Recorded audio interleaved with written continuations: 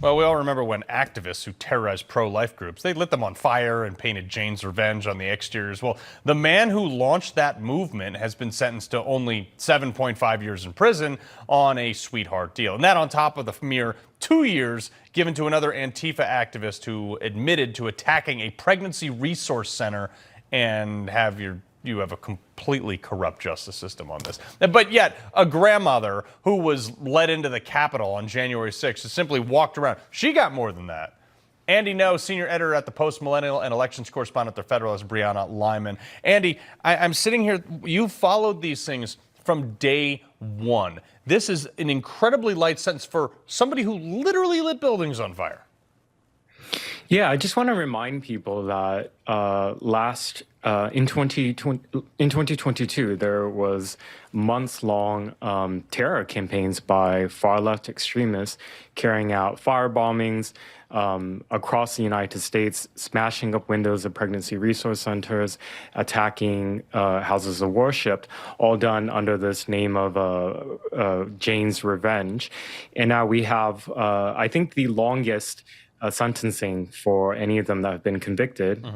This suspect or this convict who you just named in Wisconsin not only firebombed the office of a pro-life group in Wisconsin, he wrote a threat on the wall: if abortions aren't safe, then neither are you. And that became then the terrorizing slogan that was used repeatedly over and over. And it's not just this individual who received what appears to be, in my view, a pretty light sentence, given that it is a terrorism conviction that he has. You have other people who've carried out other acts of similar violence in the name of abortion rights who received no prison time. That's crazy. I mean, it's like somehow society has become accustomed that your level of outrage somehow is your level of justification. It's really ridiculous to me. Speaking of justifying stupid stuff, a new video just in Newsmax right now, Brianna, you can see here several arrests are being made on the Brooklyn Bridge this after all these Palestinian protests. They're terrorists. Let's just call them what they are. They're blocking, saying, oh, we need ceasefire. And, you know, nobody should do anything and they should just let Iran bomb indiscriminately whoever they want. And these people in America are chanting death to America, utilizing the rights provided to them by America. Brianna?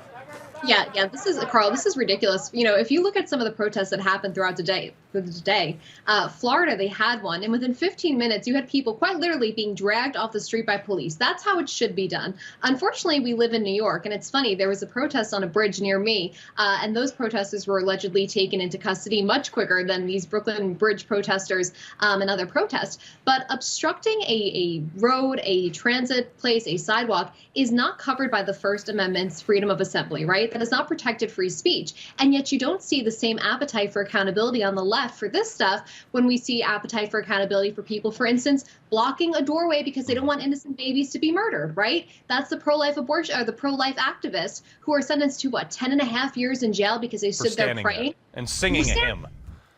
Right, and this is the reality that they're up against. Yeah, Andy, you've covered protests. You've had actually your head bashed in by some of these Antifa protesters. This is all just part of the same movement, no? It's linked. It's not the exact same movement.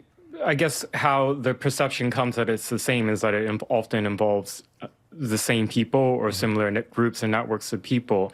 What's important to learn is that these extremist groups create allies and they have affinity groups, as they call them, where now it's no longer just about protesting Trump as it was during under the prior administration. Now it's under a whole list of new things that is constantly growing and expanding. It doesn't really matter really what the cause is. There always has to be some cause for them to use, to mobilize, to, in the best of circumstances, create inconveniences for people who are trying to live their lives. And in the worst of circumstances, they target people for violence, set buildings on fire.